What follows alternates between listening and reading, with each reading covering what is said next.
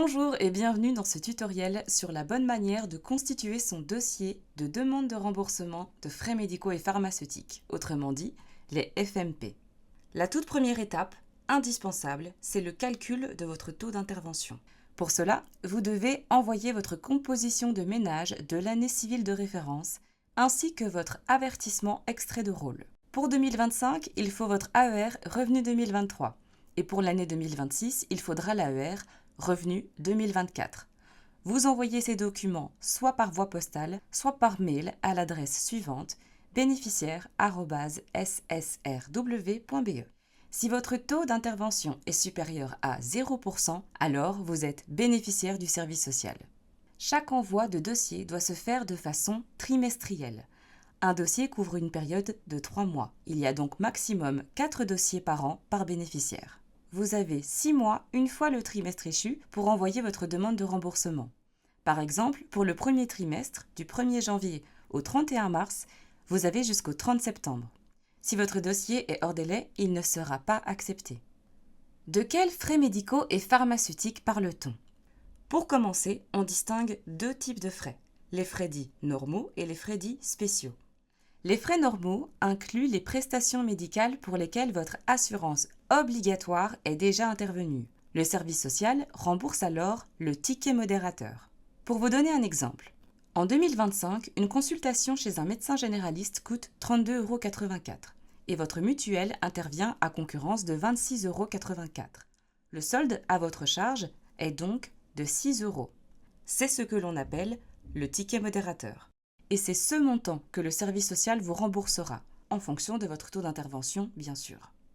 Les frais spéciaux sont les frais de consultation de psychologie, les frais d'orthodontie et de prothèse dentaire, qu'il s'agisse d'implants, de couronnes ou de dentiers, les frais liés à l'achat d'appareils auditifs, de lunettes et de lentilles, ainsi que les aérosols.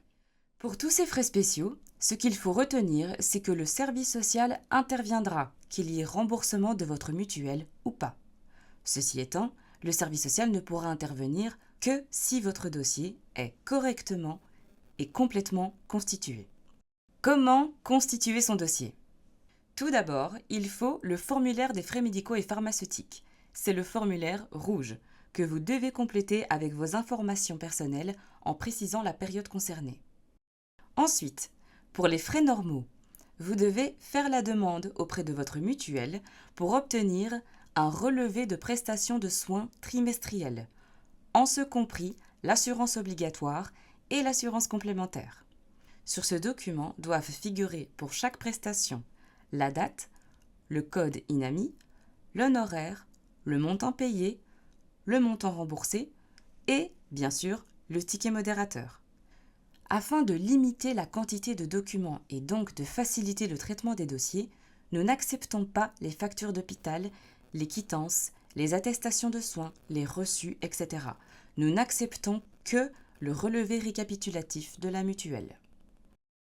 Pour les achats en pharmacie, vous devez demander un historique de délivrance à votre pharmacien. Autrement dit, un relevé de vos achats, sur lequel doit figurer l'intervention de votre mutuelle pour les médicaments sous ordonnance. Pour les frais spéciaux, vous devez joindre une facture au relevé de la mutuelle. Nous avons besoin d'une réelle preuve de paiement. C'est pour cette raison que les attestations de soins, les reçus, les devis ne sont pas acceptés. Nous n'acceptons que les factures ou les notes d'honoraires. Si la mutuelle n'intervient pas dans la dépense, vous devez nous fournir une attestation de refus d'intervention de la part de celle-ci. C'est tout pour le moment. Nous restons à votre service si vous avez des questions. N'hésitez pas à nous contacter par téléphone, par mail ou sur notre site.